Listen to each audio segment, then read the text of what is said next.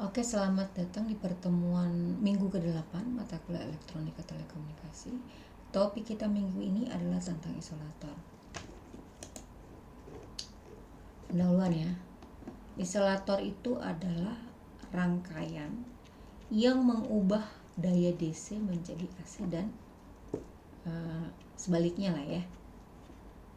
Terus output sinyal AC dapat diatur dan diperkirakan. Osilator dirancang untuk menghasilkan gaya listrik bolak-balik, yaitu tadi kan AC ya, dengan frekuensi dan bentuk gelombang yang diketahui. Gelombangnya itu ada yang sinus, ada yang kotak, dia digital ya. Sinusoidal itu bisa tahu kan model sinyal sinus kosinus yang bergelombang analog. Kotak-kotak biasanya dia lebih ke digital, selebihnya bisa dibagi. Ada juga yang model gergaji. Rangkaian ini digunakan untuk semua jenis peralatan elektronika, radio, TV, komputer, dan semualah yang memberikan sinyal listrik ya, generator.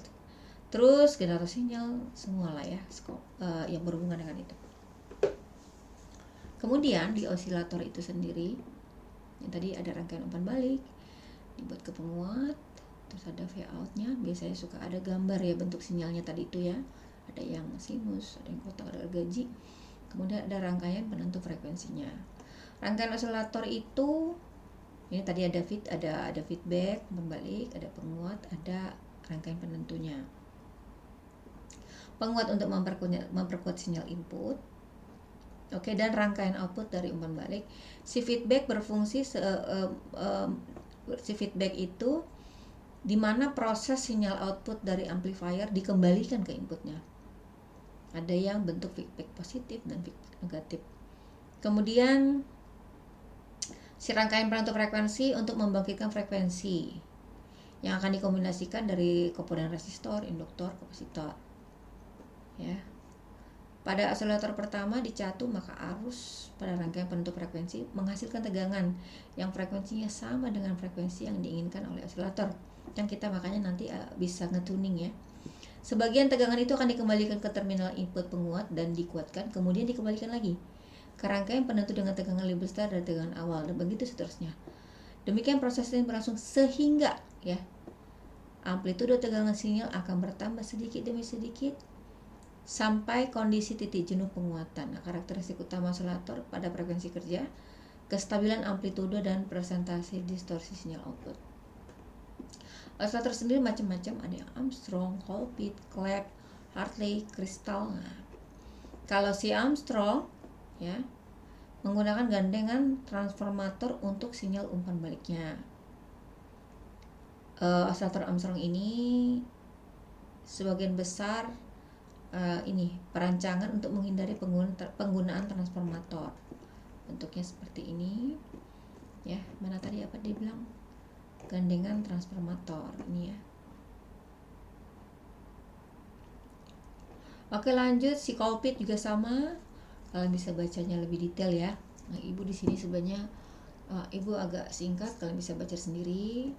Ibu mau menjelaskan contoh soal supaya kalian bisa mengerjakan PR. Nanti dibaca ya. Ya, selanjutnya ciri khasnya apa? Rumus-rumusnya ya. Hartley, Crystal, ibu serahkan ke kalian. Semoga kalian bisa memahaminya, baca modulnya pelan-pelan. Langsung ke contoh soal. Oke. Ceritanya di sini ada mau dirancang osilator ya, yang digunakan sebagai tahanan negatif, di mana parameter S-nya adalah seperti berikut. Ya, jadi sinyal yang ini cukup bisa dibilang frekuensi besar ya, karena 8 GHz. Biasanya 8 GHz itu kita pakai dengan namanya scattering, yaitu si parameter S ya. Lonjakan sinyalnya itu dinilai berdasarkan apa? Besarannya dan sudut pasannya ya. Yang mana parameter S ini ada input output, ada S11, S12, S21, S22. Makanya kayak microwave, antena atau segala hal yang berhubungan dengan bentuk sinyal, kalau kita mau ngitung ya pakai osilator ya begini. Namanya parameter S, terutama untuk frekuensi-frekuensi yang besar. Oke. Jadi untuk merancang transistor sebagai osilator, yang pertama kita lakukan adalah menentukan daerah kestabilan transistor, yang mana rumusnya adalah sebagai berikut. Oke, udah tahu ya? Ibu harap sih kalian tidak mengulang lagi kalkulus, karena kalau sudah belajar elektronika telekomunikasi kalian sudah tingkat atas. Tolong pelajarin ya. Ini kan ceritanya kalau di kalkulus atau di matematika namanya ini besaran polar ya. Tolong kalian pelajari. Ini kan perkalian ya artinya. S11 dan S22 ini kali ini bagaimana perkalian polarnya. Begitu juga dengan kurang. Tolong dipelajari di Google atau terserah di buku-buku e-book manapun, banyak. Google itu nggak selamanya buruk. Yang penting kalian pilih referensi yang terpercaya. Apa contohnya, Bu? Pakai dnsac.id atau di YouTube juga banyak. Tolong keaktifan kalian, karena Ibu nggak mau lagi kembali ke kalkulus lagi ya. Terutama ini mata kuliah dasar bagi Ibu, karena ini sudut-sudut polar tambah kurang kali bagi itu sungguh-sungguh dasar. Oke, kalian kalikan, terus kurangkan, dapatlah hasilnya seperti ini. Oke, terus untuk menentukan kestabilan rumusnya ini 1 dikurang, nah ini nanti setelah ini kan 1 sekian. Oke, kalian cari ininya, rumus mutlaknya tinggal dikali 2 ya. Ini juga sama, mutlak itu gampang ya. Nanti ini kalian bikin dalam bentuk IJ, mana yang ke X, mana yang ke Y. Nanti total X itu dikuadratin ditambah Y kuadrat, itulah ini sudut ini ya, tinggal dikuadratin. Ini juga sama, total ini juga sama. Jadi semua sudutnya kalian bikin ke vektor dulu, ke IJ ya. Ini juga sama, sehingga dapatlah total kestabilannya berapa. Kalau udah begini, ini artinya skalar ya, angka-angka tidak pakai IJ lagi. Maka ketemu tidak pakai IJ lagi, langsung 0,529. Artinya nilai K ini di bawah dari 1, maka dia adalah apa? Stabil bersyarat. Selanjutnya menentukan nilai CT dan RT ya. Nanti ya, ini buku ini ya ada di persamaan sebelah. Buku ini Ibu share kalau tidak salah di minggu kemarin di buku e-book, silahkan kalian buka, lihat di persamaan 17. Kalau tidak ada info Ibu di grup, nanti Ibu share link lagi.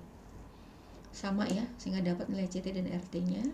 Kemudian plot nilai CT dan RT di Smith chart ya. Kemudian buat lingkaran kestabilan. Oke, karena S11 di bawah 1, ini kan di bawah 1 kan, 0,98, maka daerah terdapat titik pusat Smith chart merupakan daerah stabil. Sedangkan daerah yang tidak terdapat titik Smith chart merupakan daerah tidak stabil. Tahu kan titik pusat yang di tengah. Nah, kemudian pilihlah nilai si ini koefisien pantul T pada daerah tidak stabil di Smith chart. Ini daerah stabil itu di sini ya. Yang tengah itu yang ini titik tengah, daerah stabil. Ini namanya daerah tidak stabil ya. Yang tengah tuh yang, jadi justru yang pas di sini tidak stabil dan stabil. Oke.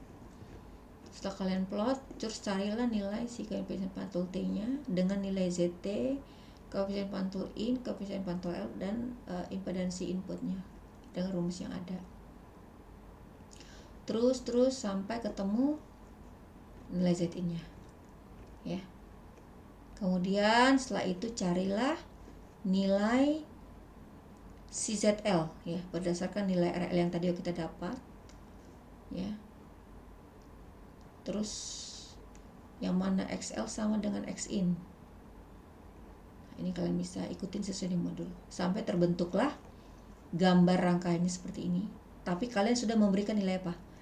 Koefisien T, koefisien pantul T, impedansi di T, di L, dan koefisien di L. Impedansi di L. Ini juga sama, udah ketemu ZIN-nya berapa, koefisien. Jadi kalian menghitung sebanyak itu, ininya gambarnya sama, hanya menentukan nilai ini. Ini berapa, ini berapa, ini berapa, ini berapa, ini berapa. Dan soal PR, Ibu ambil persis sama, Ibu hanya mengubah ini angka. Silahkan lihat di modul itu yang barusan Ibu jelaskan ya, persis sama, hanya beda angka. Oke, yang ini sama, cuma Ibu bedakan dikit